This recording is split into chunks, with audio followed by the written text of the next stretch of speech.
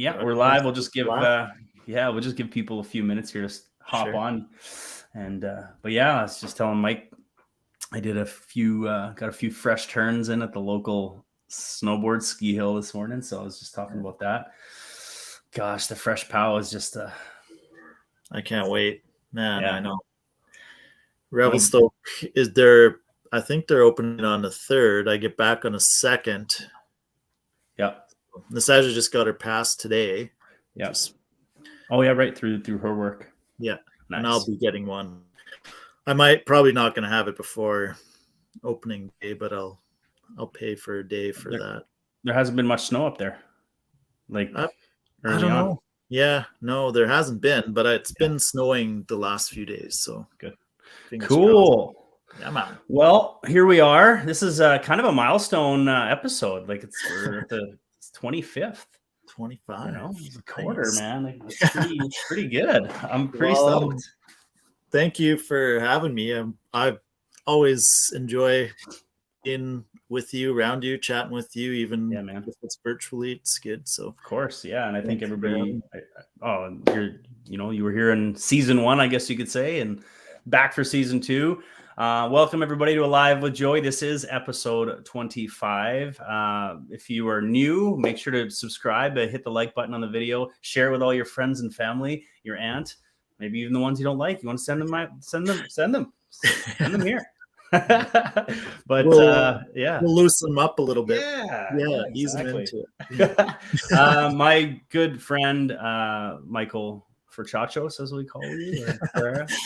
But thanks for being here, dude. Thank you very much. It's always a pleasure. Fellow hypnotherapist, I might add. Yes. Yeah. Yes. Okay, I want to talk. We're going to start the show a little differently. Most people are like, we're going to talk about. Yeah, exactly. So Michael here just returned from what we call the polar bear capital of the world. Did I coin that properly? Canada for sure. The world. Canada, anyway. Yeah, I thought it was the world. We're going to leave it as the world, even if it's false. It sounds way better for the show, boosts the algorithm. And but there's a place called Churchill, Manitoba, and it's pretty world renowned for polar bear tours. So yeah, tell everyone kind of what that's all about. Yeah, so I wasn't planning on going up there this season, but happened to be my 6th season going up there. But the family that's running that business, they were looking for someone to help finish the season and to drive pull a rover. That's the big 6-wheel drive bus, if you want to call it, out on the tundra to take people out to view the polar bears. And they needed someone to finish the season. He called me up and asked if I was able to come finish the season. I said, well, I'll talk it over with Nastasia and I'll get back to you. And he called me like a week later and said, so just want to firm this up. I want to make sure I have the cards before I play my hand. Are you able to come? I said, yeah, sure. There was only 2 weeks left in the season. It's only a short season, like 5.5 weeks. And I was obviously excited. I mean, I was actually talking about going back up to Churchill this summer, late in the summer, and I figured, well, they probably have everyone they need. So I went up there and finished the season, and just got to hang out with polar bears, and it was a lot of fun, man. Meet awesome people too. There's tons of people that go up there for the season to work, and then there's a lot of cool people that come up as tourists to view the polar bears. And many of the people they've been dreaming of this for a good portion of their life, and they're coming from all over. Most of the guests are from the States, but there's quite a few from the UK, some from Australia and different parts of the world, Europe and stuff. But yeah, super cool. We drive out into the tundra. There's some trails out there, but we go through lakes. It's like extreme off-roading. And then but these vehicles, explain these vehicles, because I don't think many understand the absolute size of these rigs. Yeah, so they're huge. We can carry up to about 36 passengers, but the groups that we operate with are 16 guests. So it's like a big bus. They're very wide, and they have coach seats in it. There's a washroom in it. There's 2 diesel A washroom heaters. is a restroom for all you American friends. I know. Yes, Like, yeah, we "How's don't a just washroom?" wash in there, we go do our business. We call it the phone booth on the Rover, actually. So if you have to make a phone call, we'll know what you're talking about. So anyways, yeah. Yeah, so washroom on board. There's a viewing platform on the back deck. So when we're around wildlife, you can go outside. And sometimes, not real often, but depending, like in the middle of the season, like when I first got up there, there's just bears everywhere. Yeah. 20 plus bears per day we're seeing. And they come right up to the Rover. Some of them like stand up on the side, and the back deck, the railing of the back deck is about 12 feet off the ground. The wheels, there's 6 wheels. They're big, huge flotation tires, about 5 feet tall by 4 feet wide, and they take about 8 to 10 pounds of air pressure because they're just really floaty, bubbly tires.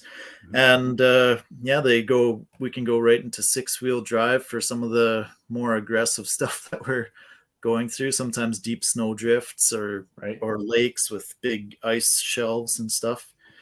Had to use 6-wheel drive a few times. I've never been stuck in a Rover where I needed someone to pull me out, but I've had to take some runs at some stuff. Oh yeah, I'm sure you were disappointed in having to do that. Oh no, I get to play in a snowdrift with a 6x6 bus. Yeah, 3x, Yeah, but it's a bit unnerving because you don't want to be the one that has to call in and get the owner to come out and pull you out of a snowbank. Someplace listen, Bob, we got 4 bears climbing on top of the Rover here. I'm gonna need you to come get us. Yeah. So no, it's very cool. It's a really, really fun gig, and yeah, I was very grateful to go back up there and met some really cool people, and yeah, it's just fun to be around the bears. Watching them, they're such characters.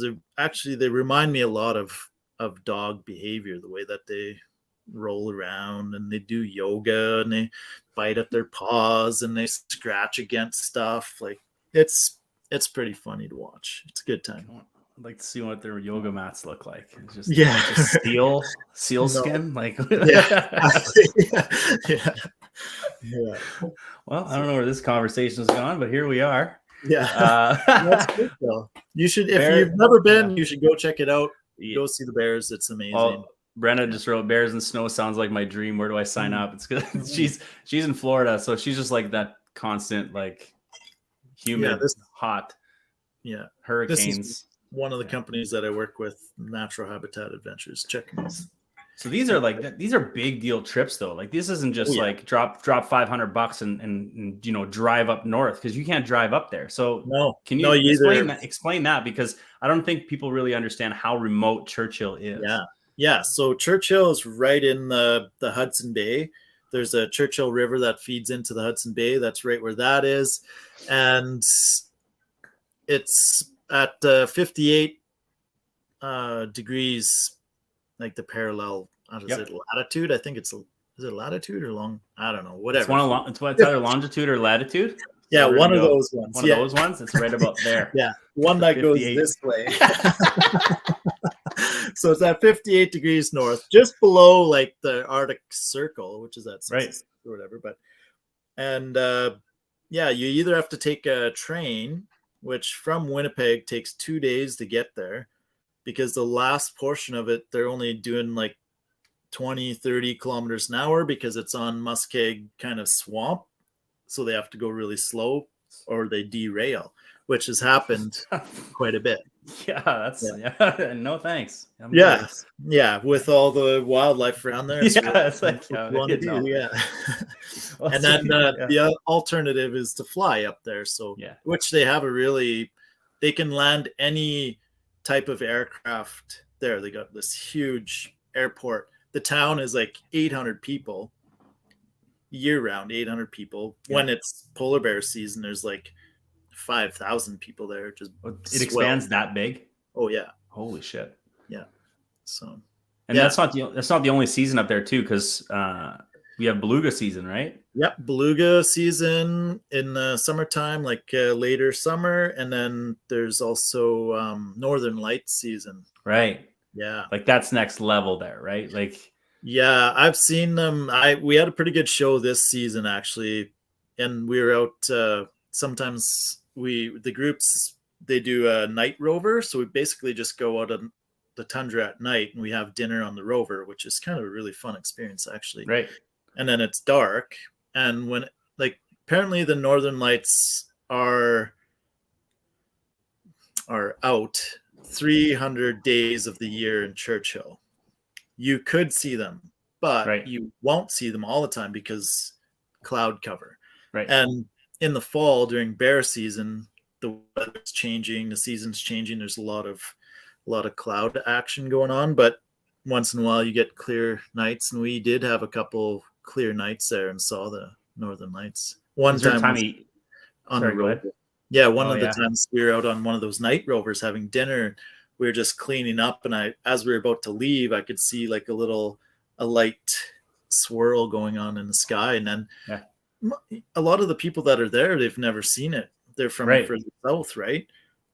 So even that little bit of color in the sky, they're fascinated by. But as we were driving back, I usually like to show off a little bit and drive with the lights off in the dark, and they just started popping off as we're driving home, and we stop and we just all go out on the back deck and they're just swirling and moving. You're just like, Yeah. wow, yeah, really cool. Yes. See, even though I grew up in Manitoba, like in Canada, like we've had some good nights of Northern Lights, but when you see them on the YouTube channel, you know, and they're like swirling and changing color and like Yeah, nonstop, like I'm still yet to see that. yeah, But up there, I'm sure it was just yeah, insane. yeah. The first season that we went up to Churchill, me and the I just saw some like epic Northern Lights. We drove just out of town a little bit, and I looked up. We're both like standing outside, which is a bit sketchy during bear season because the polar bears just roll up on you like out of nowhere. Yeah, so I want to go back to that after the story because I Yeah, know you have some pretty cool ones. yeah. So we're like standing out, looking up at the sky, and we're literally just like, "Whoa, Yeah. whoa!" Yeah. So incredible, man! Like, really, really cool. Yeah. So see, I don't think, again, I don't know if anybody really understands this, how fucking dangerous it is to be Oh God. outside at night. Like you're not supposed to be outside at night at all, are you? No, it's not recommended. The Right. locals, they're used to it. And, we have gone out, you go to the bar or whatever, and you don't want to drive. And it's not a long distance, but you're always looking over your shoulder. And it's happened where people have been mauled by polar bears in the middle of the night when they're walking home drunk from the bar. It happened on a Halloween the year before we went up there, and a young girl, like 20 some years old, got mauled by a bear. Like Jeez. crazy stuff. Like I've they look all like peaceful and spiritual creatures when you're viewing them Come from here, the buddy. platform, yeah. Yeah. But to be on the ground face to face with one, and they're very opportunistic. I don't think that they really go with the intention of stalking and hunting humans, but if there happens to be a meal right there in front of them, they're not going to pass it up. And meanwhile, they're having their own podcast going, they think we don't stalk them. Yeah. Idiots. Yeah. Yeah. Who Yeah, knows, no. man? Like when they're at sometimes on the under the rover and they're like looking, it's like they're calculating. I'm looking at them, I'm like, I feel like they're calculating a way to get at us. Yeah. And people are like, oh, look at they're so cute. Beep, boop. Yeah, I want to bop them in the nose, and it's next thing you know, they're pulling your whole body through this little metal grate. But yeah, I don't know. No, They're amazing, amazing creatures though. Like I've had the opportunity on several occasions. They come up to the rover and they stand up on the side, and you're literally like a foot and a half away from their face, staring them right in the eyes. And it's a real spiritual experience. Like they have these like they're a spiritual creature, and there's lots of like folklore about them and stuff up in the north. And yeah, just looking into their eyes, it's a really, really interesting, amazing experience. Yeah, like I'm sure there's been somebody just reach out and touch them. Like there's got to be one guy that's done this. Maybe it's Florida man. The Florida man we hear about all the time. Florida man loses hand touching. Yeah. Yeah, there for sure is. I mean, the people that have done it, I'm sure they've told stories about it, but it's not something that gets a lot of media attention for sure. Yeah, no, for sure. Keep it wild, keep it real. Wow. Right? Have you seen the video? I'm sure some of you guys here have seen it. There's a video of a guy in this like plexiglass box in the Arctic, and this polar bear approaches it and starts knocking it around and trying to get at him. Yeah. Oh, dude, it's crazy. And it's like at first he's like, wow, he's beautiful. And it's like, boom, boom. And this thing is like hundreds and hundreds and hundreds of pounds, thousands of pounds. Who knows how big this structure is. But this bear starts to just get on it and move it. And the guy's like, oh, fuck. Like he's just not. He's just like, no, not good. But I'll have to send that video. But it's crazy, the power. Yeah. Oh, they are so powerful, man. Like I would not feel safe in a car, like to be parked on the side of a road and have a polar bear walk up and be all like, oh wow, this is so cool. I'd be freaking out because they could just peel the door off that like nothing. Right. Like a can of tuna. Oh yeah, totally. And you're the tuna. Yeah. So I don't know if they necessarily would unless they were like really starving. A cool thing about this past season is all the bears that we did see were very healthy, like surprisingly still holding a lot of weight. And is that different from past years? I've had seasons where the bears seem like you can see their rib cage, their hind quarter rib cage, not necessarily, but really squared off. Right. Jeez, I can't even. Haunches, rear haunch, but their hips. You can see their hip bones pretty clear. But this season, they're all like nice round, carrying weight. Yeah, so crazy. And there's they call them bear bangers or the big or is there shotgun like to scare them off in town and stuff. Yeah, exactly. Yeah, so there's a polar bear alert program. If anyone sees a polar bear in town, there's a video going around from this season. There's a bear at one of the apartment buildings at the window, like pushing on the window. A big bear too, actually. Yeah. So it didn't break through. It eventually, like somebody was yelling at it, but somebody was videotaping it or recording it from across the apartments. And then the polar bear alert came, and they have bear bangers. It's like a flash and a loud bang. And then they just drive at them with the trucks to scare them in the direction that they want them to go. Right. Which they usually kind of scare them. The Churchill River runs into the Hudson Bay, and the town of Churchill is kind of right on the edge of that. So they chase them to that river. They cross the river. They go to the other side, and there's not much over there for quite a ways. Yeah. Till they hit none of it. Yeah. So I'm guessing sometimes I'm sure it's happened more than once that they've got to like euthanize a bear in town or take. Yeah. Like that one that attacked that girl there, young woman in town. They ended up shooting the wrong bear initially. The first one that they saw, they shot it, and then they found the one that actually did it, and they shot that one too. But so it's like I mean, it happens. How do you know? You just see the bear that is in that area. You think it's the one, and turns out it wasn't. It sucks. Wow. But mostly now they have, with this polar bear alert program, they have people, they either live trap the bears if they are like problem bears, or they dart them, and then they have a polar bear jail. It's a holding facility for polar bears.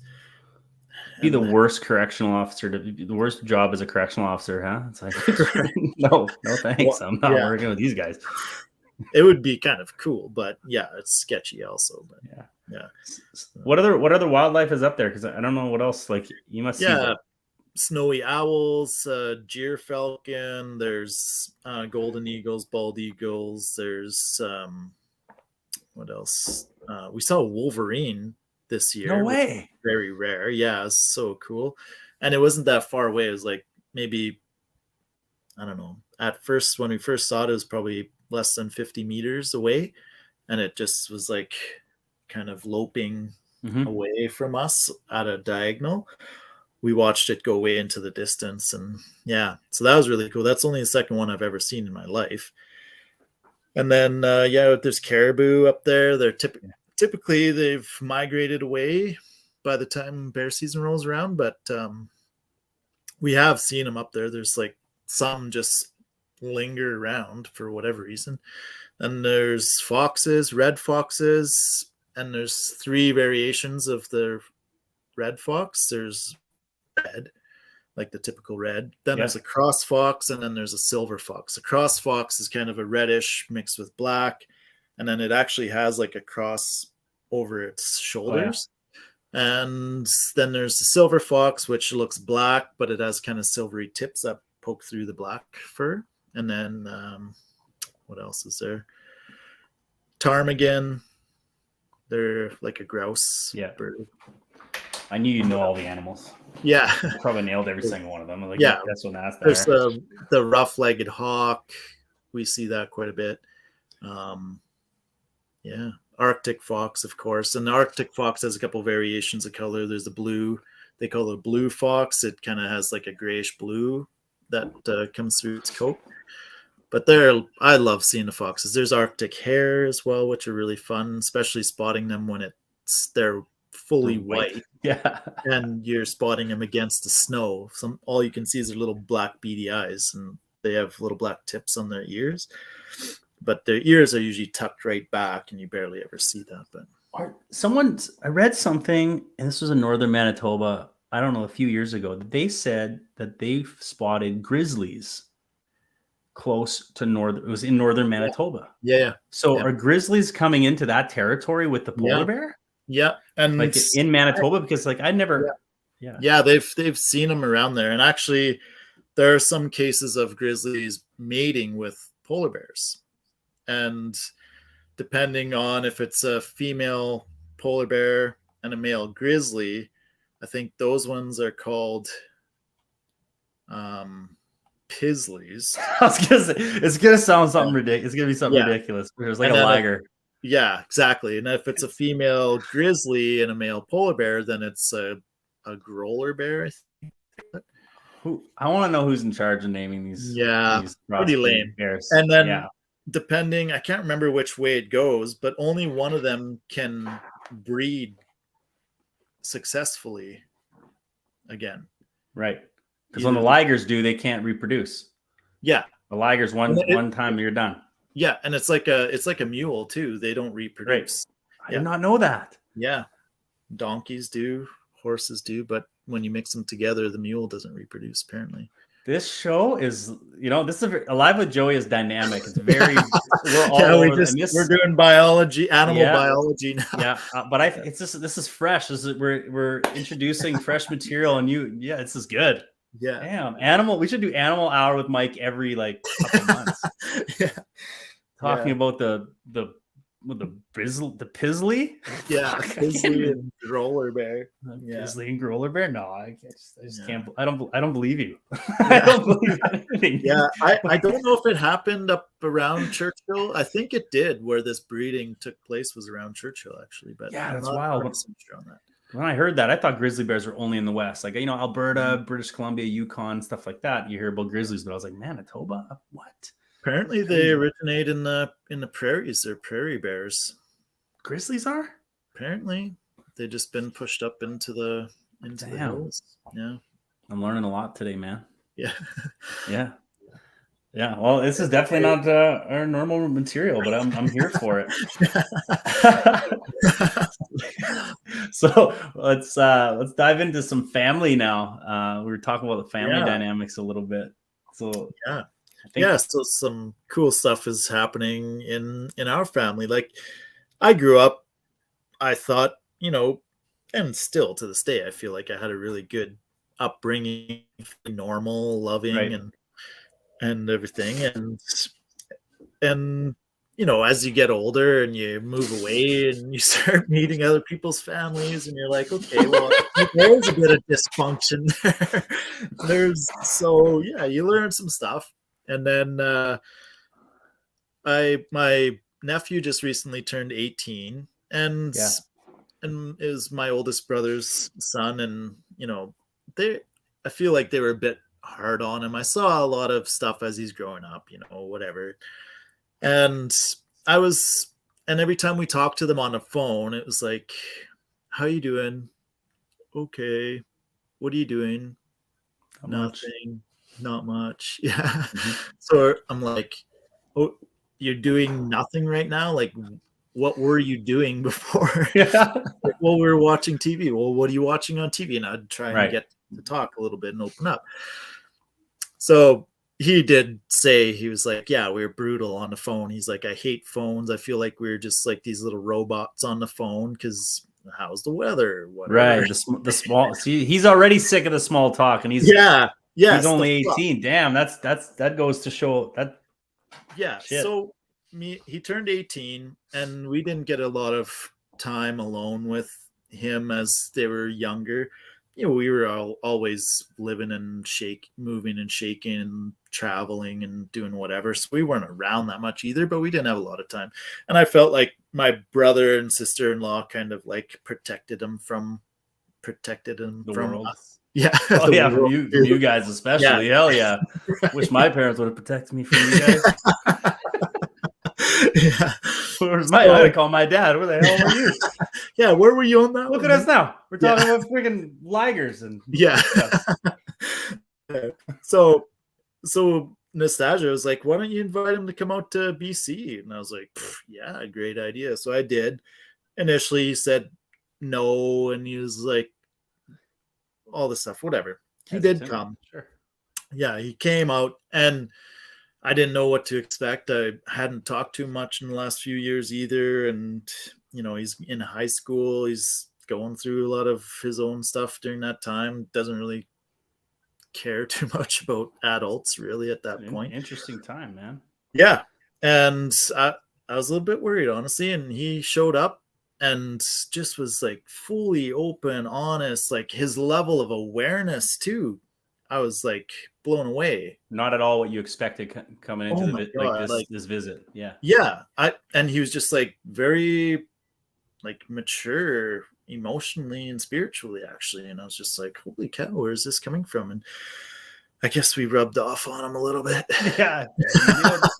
But really you provided him a space that he probably hadn't had before to express himself and not feel judged. Because that's one thing, both of you, I've known you since I was using butter knives for screwdrivers. We'll get back into that another time. But I've known you for a long time, and that's one thing. You helped me really open up too into my authenticity and just being able to share how I was feeling. And so there's no surprise there on why he was able to do that. So that's a lot on you guys. Yeah. So thank you. And it was really cool. He just was open and kind of like the thing that started happening, because part of my childhood is we didn't really communicate very well at all. It was like, you have emotions, like keep them to yourself, buddy. Like push that shit down in there and deal with it or not deal with it, whatever. Yeah. But just don't talk about it here. Yeah. I don't care what you do with it. Just don't leave it here. I don't want to. Yeah. I get it. It's not mine. But yeah. So anyways, we never really communicated in that way. We didn't like express our feelings. It wasn't like, I saw my parents cry and express emotions, but it was like it was almost they were embarrassed, and I guess I kind of picked up on that. And so you could ask Nastasia, she's like, yeah, he's not the best communicator still, but I'm working on it. And it was really cool to have Miguel there, because he was really open and willing to share and be vulnerable. And it's kind of like sparked this conversation throughout the whole family, and we've all started like having these deeper conversations since all this. So.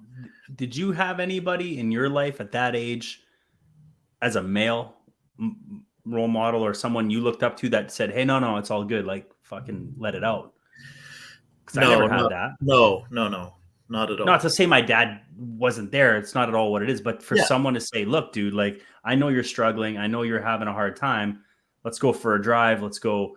Yeah. You know, instead it was like, let's go grab a bunch of beer and drink as fast as we can. That's that's what we did. But yeah, exactly. So well. And that's what I did too. Like, I basically was drinking to suppress my emotions. But you don't think about that when you're 18 and 19. No, just like, I wasn't like consciously doing it. It was just like, I'm getting drunk and whatever, right? But yeah, so it's been really an interesting process having Miguel around, and just with his openness and stuff, it's kind of inspiring everyone to have a conversation. Like, now I'm in Thunder Bay and visiting with my parents, and we've sat around the table and we've had some deep conversations about all the things that are going on, and just like, talking about stuff that happened in our childhood and things. And I've already done a lot of work, and I don't blame them for a lot of things. Like, even my brother, he's like, I don't know what's going on.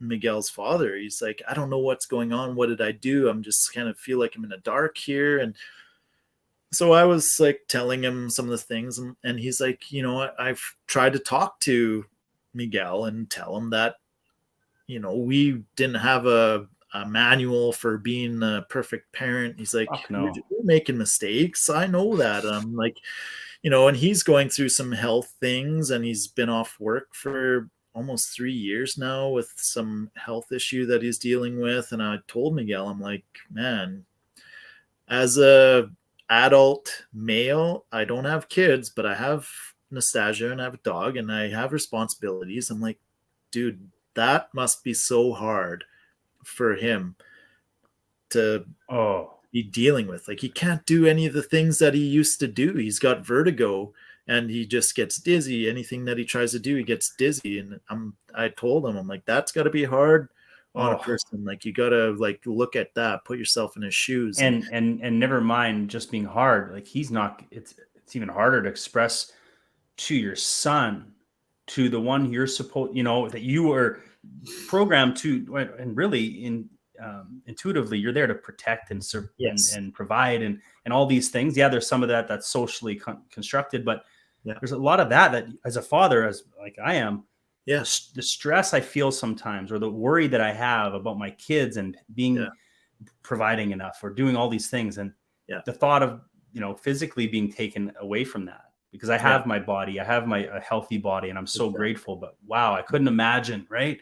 Yes. So important to do what you did there, and just say, like, look, you got to kind of remove yourself and get that ego vision, right? It's like and not the ego vision. No, exactly. Yeah. So you can look down at the whole entire situation and kind of get a better understanding, gain some clarity around it, right? So I kind of, and perspective, and that's kind of what I was trying to encourage him to have, some perspective. And he's so like with it. He's just like, okay, I never really thought of that. And even my brother was telling him, he's like, I know sometimes I'm pretty harsh on you, and I just get triggered sometimes and I have these outbursts, and it's not you guys, it's just stuff that I'm dealing with that I didn't know I wasn't processing it in a healthy way or releasing it in a healthy way.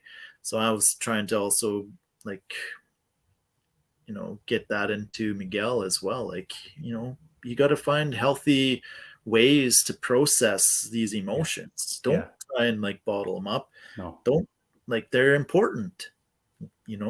Look at them, feel them, experience them, and process them in a way. You don't have to hang on to it forever, but be aware of them and process them. So just trying to be that, like, I don't know, somebody that he can come to and be open and honest with. And it's been amazing so far. And it's like I was saying, it's inspiring us all to have conversations. I went to my other brother's farm over the weekend, and same thing. We just all sat around the table late at night and had conversation about all the stuff. My brother Brian, he's like on the same level, and he is to Miguel. He's like, okay, Miguel, you're an adult now. It's time to go back and look at all the things that bothered you in your childhood and face them as an adult and deal with them. Ooh. Yeah. And I was like, what? Nobody told me to do that. And Right? that's how much of that do we do when we That's even guide what we do. hypnosis journeys? We bring that new awareness, right, to an old experience, to an old part of us, and we show that part of us the truth. Not the, and really it's the truth, because you were safe, or you are this. Yes, you felt this way, but what now? This is valid. Yeah, right? Exactly. Now, how do you feel looking at that? Yeah, It's yeah, like, yeah. oh, well, that wasn't even a big deal, right? It's like, okay, I'm good. Yeah, and Awesome. it's sometimes that quick. Yeah, can be. So yeah, I thought that was really good advice, and just a lot of the things that him and Lindsay said was bang on, and they're on the same level, and they've had their share of things that they've had to deal with, and they've been doing their own self work. Sure. And yeah, so very cool. Oh, it's interesting you said that. Like, you talked earlier about communication. Mm-hmm. Fuck, dude. Like, from my family growing up to my family now to my friends, even, and my relationships, just that expand far beyond that. It's always been communication where the issue has been. Yeah. Fear of communication, or resistance to speak what you need to speak. And I talked to my brother this week, and my brother Josh and I are very close. I'm close with both my brothers, but Josh and I have a lot more in common. So we're talking about some stuff, YouTube stuff. He wants to help me with some of my content, and he's like, "Yeah, I want to do this for you." And I'm like, "Okay, cool."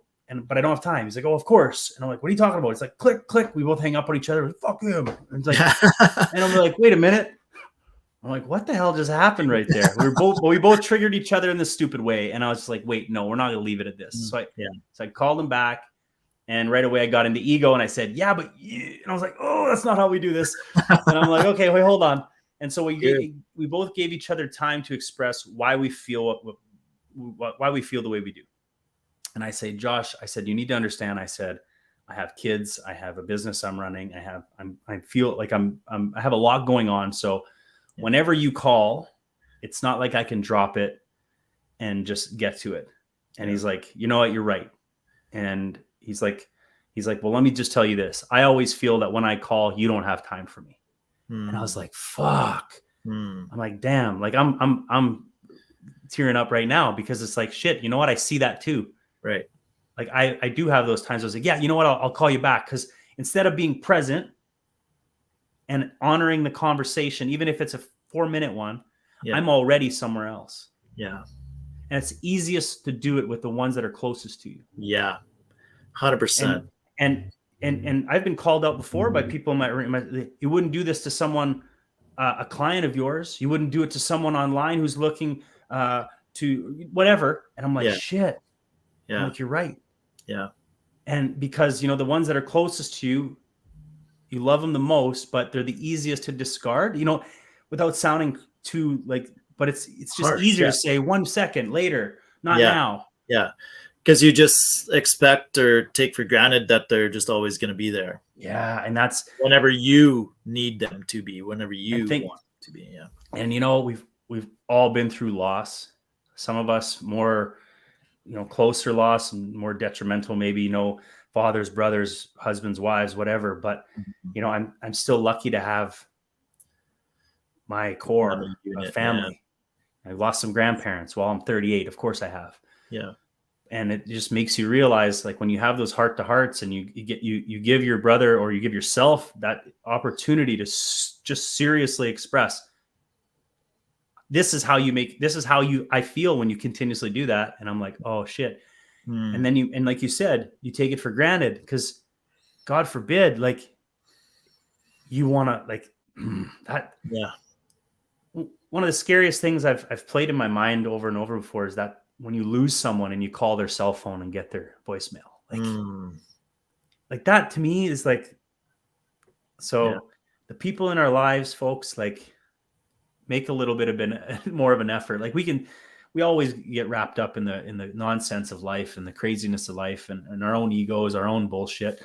But man, it was a good conversation, I got to say. And then the next morning I messaged him first thing and I said, yeah. And he said something. He was like, I never feel appreciated for what I do want to do for you and blah, blah, blah. I was like, damn. So the next morning, the first thing I did is just send him a message. I said, you know what, like, I just need to tell you, thank you for all the work that you've done. And thanks for caring. And he's like, no problem. And he sent me something nice back. And it was just like, those are the moments. Yeah.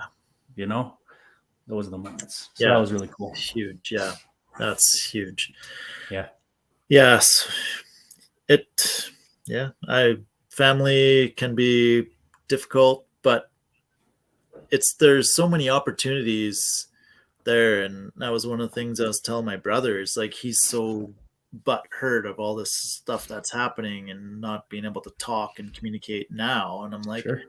Well, there's an opportunity here. Like, and you know, before I leave here, I'm definitely going to tell Miguel, I'm like, man, thanks. Like, I feel like you're helping us all to become more open and to have these conversations. It's been powerful. And yeah, I'm definitely grateful for that. Who would have thought the 18-year-old comes in and is aware enough to kind of break everybody open, and so then you all can have conversations like with the ones, I'm sure, like I said, you have people in your family that are more open than others. Yeah. And some that are probably been just closed off, and now that are just be like, well, here we go. Yeah, totally. It's been like that. And it's been great. It's time. It's before, like, I saw you before I even went up to Churchill there, and you're like, man, eclipse season, and the Saturdays mentioned a bunch of times too. What eclipse season? We're not talking about the eclipse season anymore, Michael. Yeah. Like, oh yeah, there's a lot coming up, isn't there? Yeah. Interesting. The shadow work. So yeah, no, it's been good. There's opportunity, and we're mirrors for each other, right? It's like, and we could either just have our egos be like, oh, I don't, it's you or whatever. But if you take a moment, take a breath, pause, you have that space, and see it as an opportunity, there's huge room for growth there. Well, I had a really awesome guest a few weeks ago, Sarah. She's a kind of expert in gene keys and human design, and a few other things. And she said, when your triggers come up, ask yourself, how can I be creative with this? Like, how can I be creative? Like, and when these things happen, how can I be creative with this? Instead of, it's just a different way to look at it. I never heard it like that. I'm like, holy shit. Yeah. No, it's really interesting. Right. It's like, how can I, it's easy to say, well, let's just sit with it. Let's sit, process it, whatever. But how can we be different with this, creative with it? So, Low Wolf just made me laugh, which she does all the time. This is why I don't people. They'd be so needy with their constant emotions. Oh my God. Yeah. Hey, Brenda said she's gonna call me the little Grinch from now on. So this last freaking few months, you can call me whatever the hell you want. I don't care anymore. Yeah. It's been crazy. But it's been great. I've noticed so many changes. Oh, I think she was calling Little Wolf the Grinch, but that makes more sense. She carries knives too, by the way. Yeah. She does. Yeah. Sorry, I had to cut you off. What were you saying? No, it's all good. I think, we're good. Good. We were talking a little bit about, I want to dive into that again. That was for Little Wolf, she says. Well, I'm glad we cleared that up. Whatever. Well, that'd be me, she said. Yep. See the knives. The roles in the masculine and the feminine were and we were talking did you tell Miguel about that book? I have not, but I'm going to. Yeah, for sure. Yeah. So Michael recommended a book to me not too long ago, and it came up like 3-4 other times since he recommended, like most books that I'm divinely guided to read or take in. And that was the Way of the Superior Man by David Deida. And I tell you, I never truly understood the masculine, feminine energies quite like I do now, or I'm starting to understand them now. Yeah. Like, did you before listening to that book? No, I I'm aware of every person having that masculine, Sure. feminine energy within and trying to find that balance within. But how to use that in life and in relationships, especially, I was pretty unaware of that, honestly. Yeah. Do you find you were able to see a lot more of your wounds listening to that book? Like, oh, I can see where I was kind of fucked up there, wounded there, and that's why it showed up this way. And that was like the beautiful thing of that book. Like I downloaded the audiobook, and I was on our way up to do Awaken the Warrior retreat, the first one that we did up north in with First Nations community. And I was riding with my buddy Alex, who's also a hypnotherapist, and he was telling me about this book.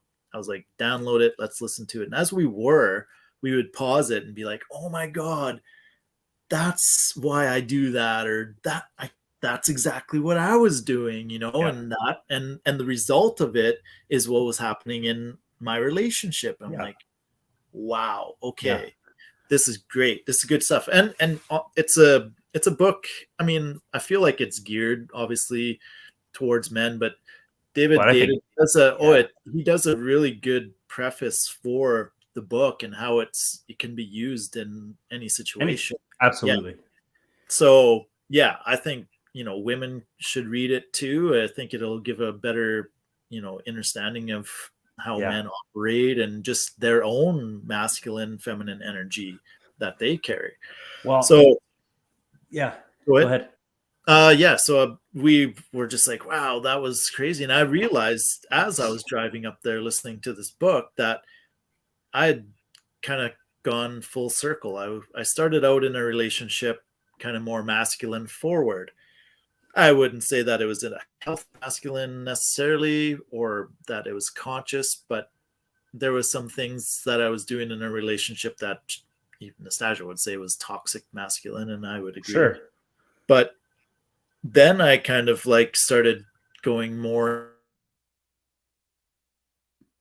into my feminine with Nastasia, and I was very openly with her, and you know, all the things that were bothering me, my emotions, and I never really had that previously. So she was the one that I was sharing all this stuff with, and I'm like, wow, my buddy Yvonne, he was the one that kind of told me, he's like, oh dude, bro, you can't be telling your wife all this stuff. He's like, you need your bros to talk to this stuff about. And actually David Data talks about that in this book as well. And that might sound to people watching like, well, that doesn't make any sense. And I would have agreed with you until I dove into this book. It's really important to understand why. And there's so much to unpack there. I don't think we can explain it, but having those men in your life to ask questions like, am I being lazy here, or am I being like, have I put enough into this? Like, do you see me actually putting my heart and soul into this, versus am I giving up? And getting your true friends that hold you accountable, the men in your life, the friends in your life that will truly hold you accountable and call you on your bullshit. Those are the men you need in your life. And it's like, whoa, I never thought of that. And, you know, instead of, going to the feminine and unloading that, which in return can make them or have them lose kind of that faith or safety that they have in you. Did I explain that? Trust. Even trust. They lose trust. They lose confidence in you. They're like, oh my God, I'm going to have to be the one now to do, like, we're talking, this is a typical man and woman relationship. Right. You can use it in any way. It's masculine, feminine, right? Sure. So if we're sharing all this emotional stuff, and like with the woman, it's like she's, oh my God, I'm going to have to be the one now to make the decisions and to take on that leadership role and all the things. And that's fine if that's what you establish in a relationship. But if it's not what you've established in a relationship, it's not balanced. And if it's not, because we have to find our masculine, feminine balance within ourselves. And then in a relationship, one person's going to be masculine, one person's going to be feminine. And it doesn't necessarily mean it's the man that's masculine or the woman that's feminine either. Or whatever the relationship is, there's going to be a masculine and feminine dominant energy on either side. Right.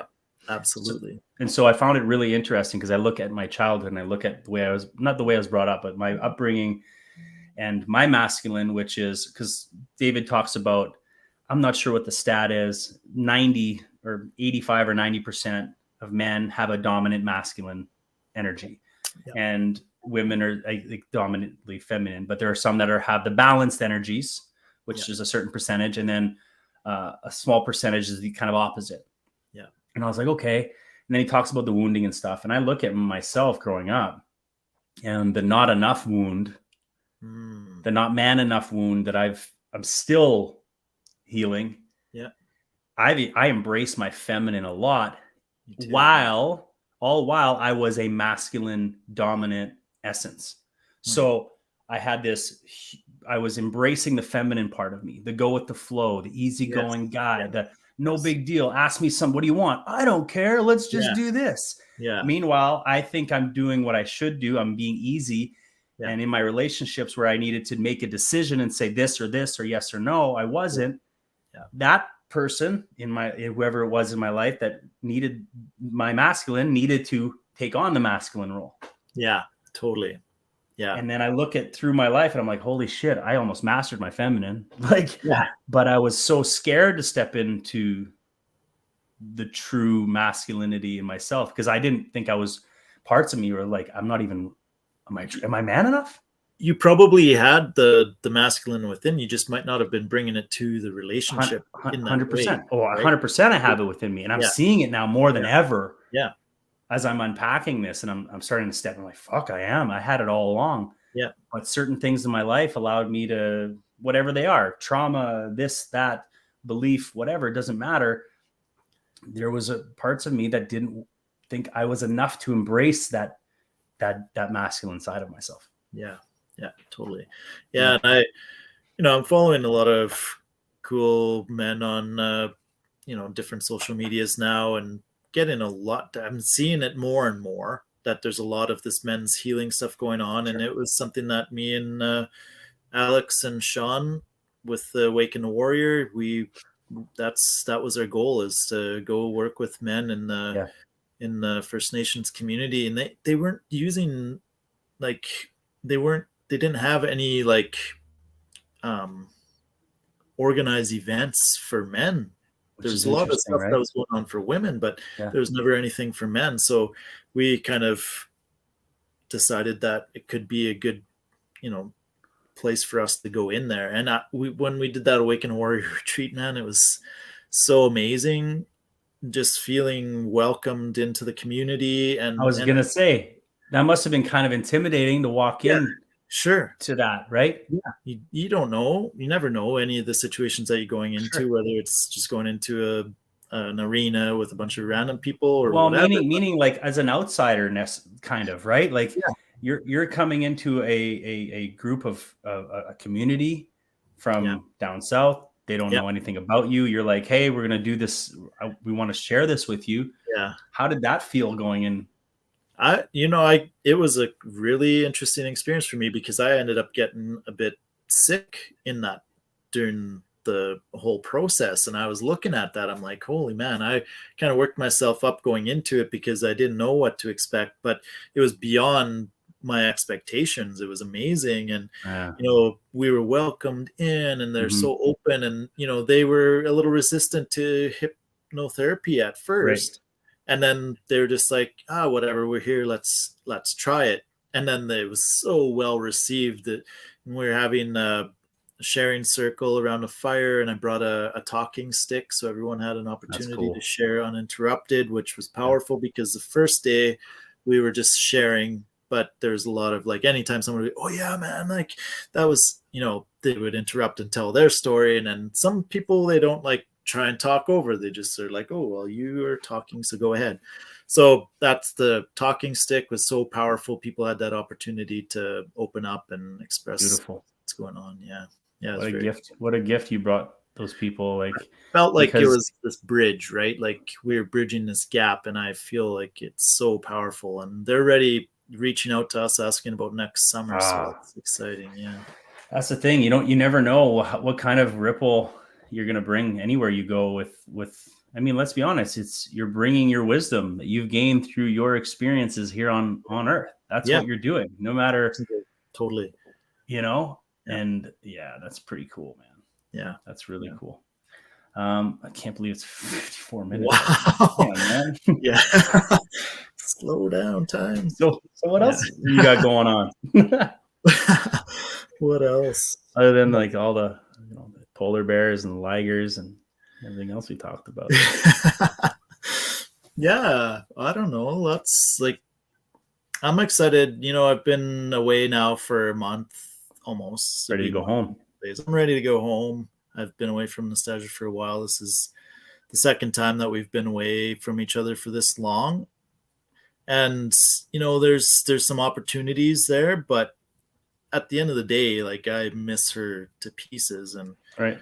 Yeah, it really helps me to put into perspective all these feelings and, starting to, like, when I'm away, I can look at all the things that have happened and like, okay, I can see where I could have, not done better, but there's opportunity for growth, like going forward. I'm like, oh, I'm looking at that. I'm like, okay, I see, I see something there, and I can make some changes, adjustments, and it's been tough, but it's been good in ways, and I'm looking forward to getting back. And I don't think everybody knows, but you live in a tiny home.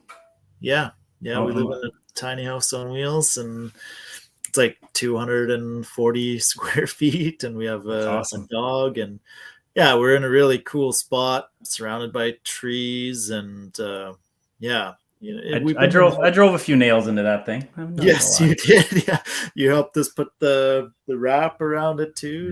Yeah, man. Yeah, seeing that was cool, because when Michael and Nostalgia talked about, we're going to build a tiny house, and I was like, what? You guys are going to actually do that? And they get the trailer, and all of a sudden the frame's up, and here they are living in the mountains in this amazing little house surrounded by, like the most beautiful nature, and like this, and really to see it all come together now.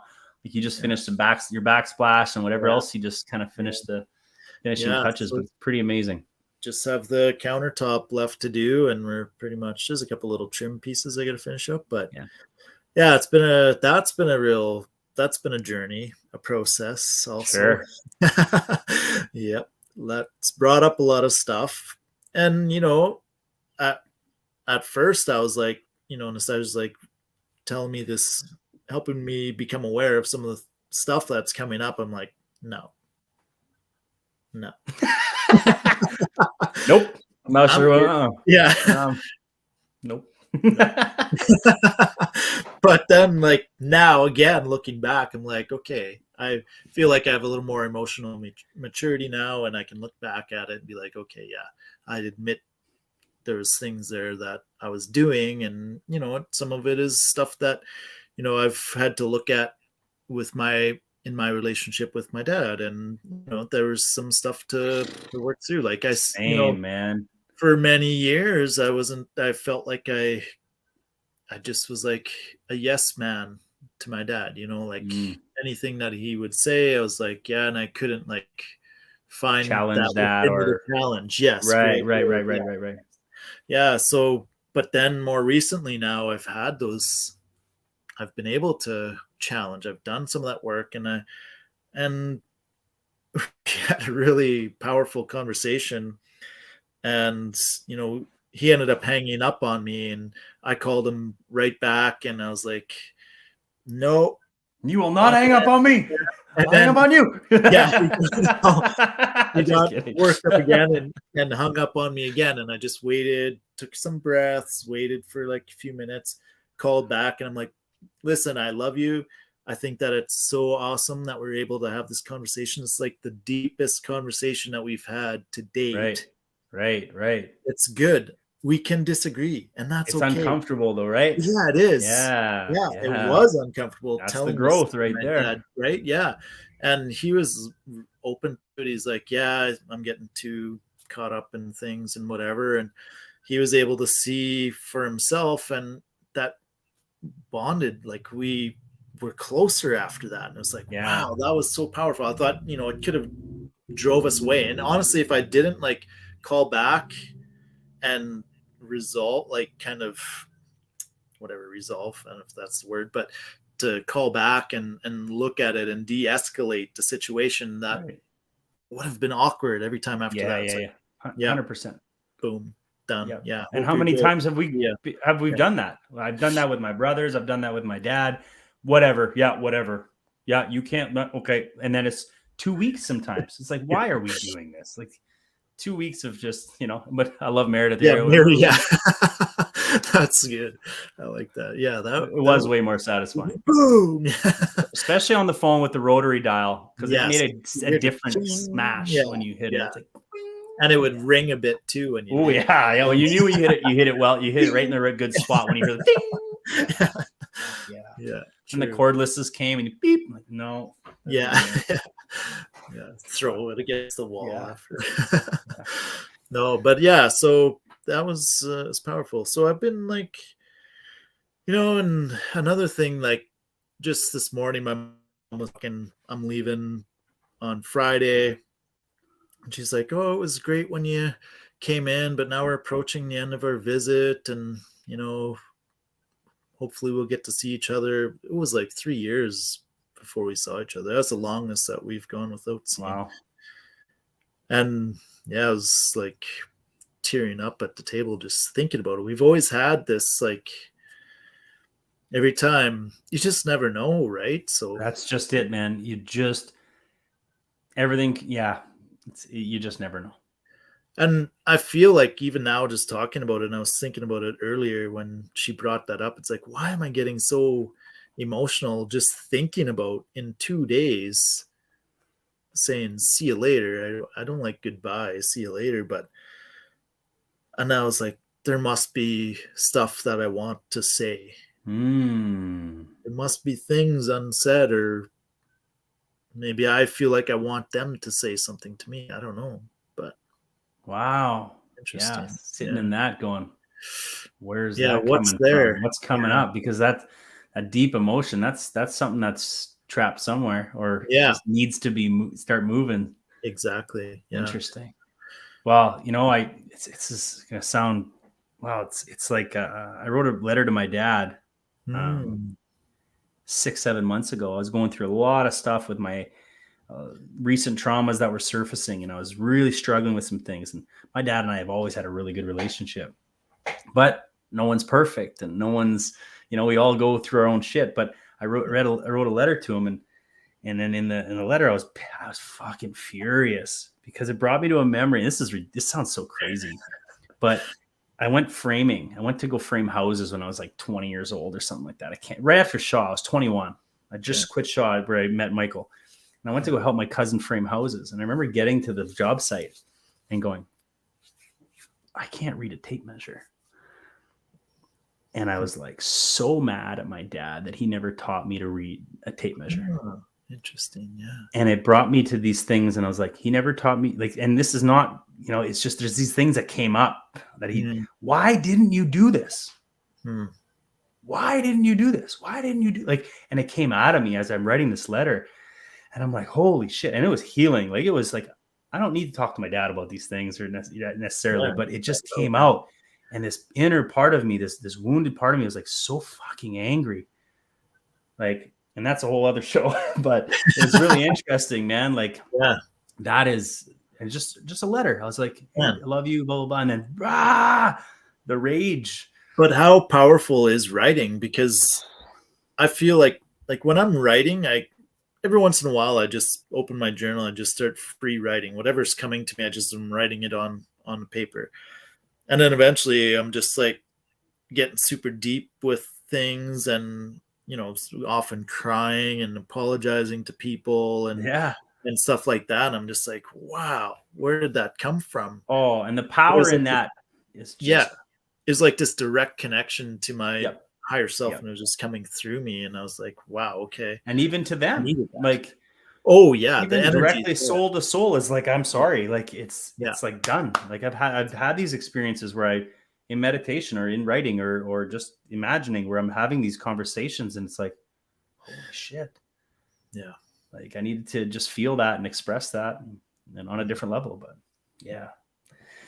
Woo! Okay. Well, before we start trying and stuff, any new wisdom from Michael Ferreira? If you got anything that's anything you've noticed over the last, well, I mean, we've talked a lot about it, but yeah, like this family stuff that's coming up now, I feel like this is big for my family, for myself, and for my relationship with Nastasia. And I feel like, that may be an area that some people are struggling with. And I say, just have the conversation, get uncomfortable.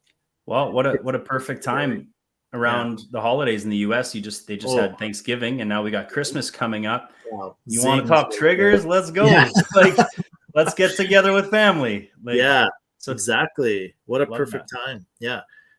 And just have those uncomfortable conversations. That's my advice. I mean, there's things that, happen, and, we have to be able to look at it and be like, I might not have had any idea what I was doing in that time, or I might have had an idea of what I was doing. I just didn't, foresee the repercussions of what I was doing or how it would affect anyone else. I was only looking at myself.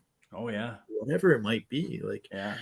So just being able to have that conversation to get uncomfortable, I think that's some good wisdom there. Get uncomfortable with people that you love. Oh yeah, because it's, you think that's uncomfortable when they're not here. That's a whole other level of discomfort.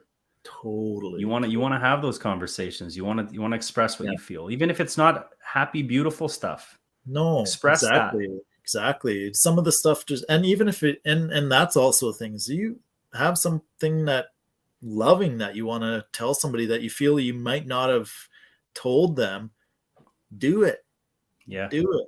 Tell them, have that conversation. Say, I never really ever told you how much I appreciated all the things that you did for me. I might not have ever told you that I loved you. That word didn't fly around our house a lot. I knew that my parents loved me, from their actions. I could tell, right?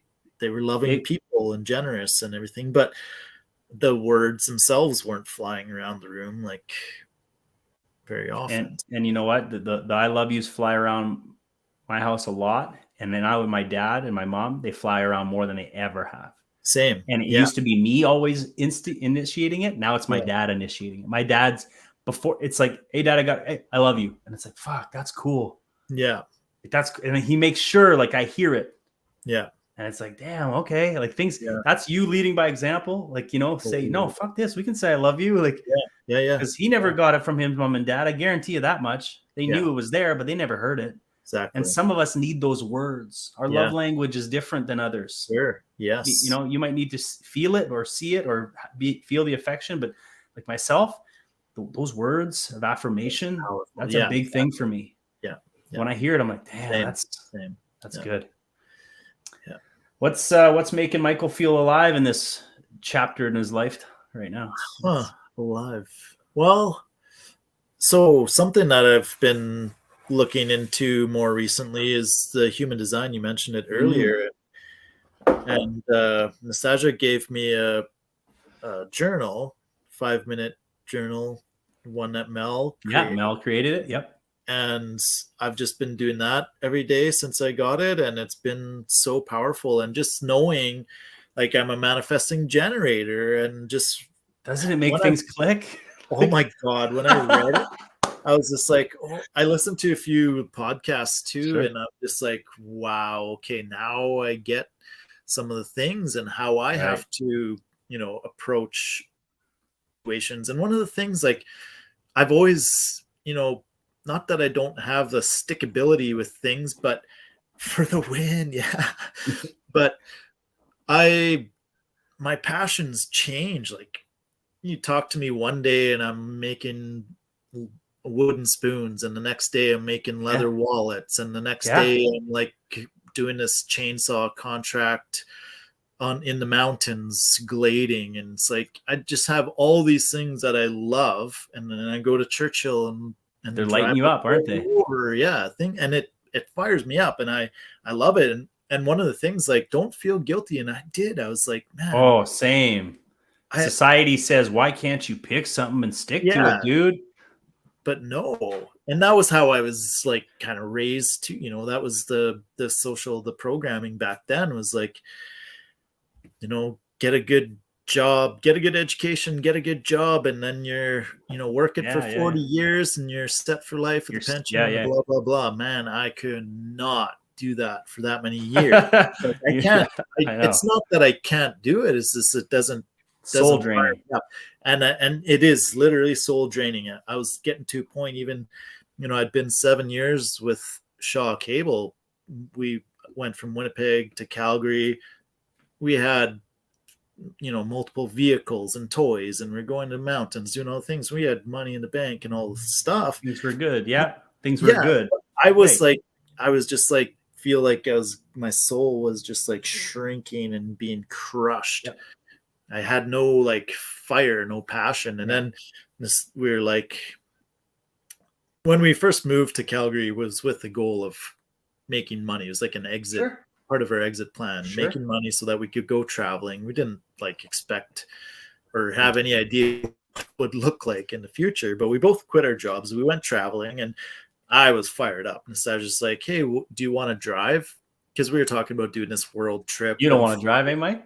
And then, if you want to drive? I was like, online, Kijiji, find vehicles. What do you think of this one? What do you think of this one? Bought a vehicle, did it all up for long distance travel. And it was like, I was in my jam, man. I was like fired right up. And then, we're driving and I was fully in my masculine. And this time we're going here, we're doing this. And she's like, yeah, because you were in your essence right there. Yeah. Everything was balanced, so you could step into the masculine and say, this is it, this feels right. Yeah. So Amani Jen, are you a sacral authority as well? I haven't done a full reading yet. I don't know exactly all the details. I'm definitely gonna do reading with Mel once I get back there. And all right, we got to leave some magic for the third episode of Joey and Michael. So we're already at 1:11. Not a bad time to yes, I just saw that too. Say goodnight. But yeah. Thanks everybody for being here. As always, I really appreciate the support, the comments, the ridiculousness. Little Wolf, Brenda, you know who you are. I love it so much. I love the back and forth. I think this is what makes this show really unique and cool, is having people interact. And I think we got to start doing more like Q&A stuff towards the end of the show. Maybe seeing if people have questions for us or for you. I think that'll be amazing. I think that'd be super cool. So Wolf's laughing. But thank you, everybody. Make sure to subscribe, leave comments, share. Like I said, like the video. Go check out Michael. Michael, what's your handles on Insta? We'll make sure to put it in the...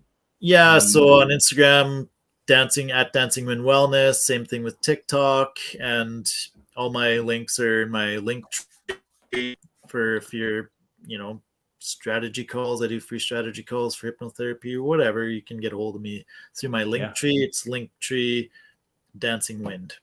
Cool. Thank you, brother. Stick around in the studio here as we say goodbye. I love you all so much. Thank you. We'll see you next Wednesday. Yeah, man. Thanks, Joey. I appreciate you, brother. See you guys.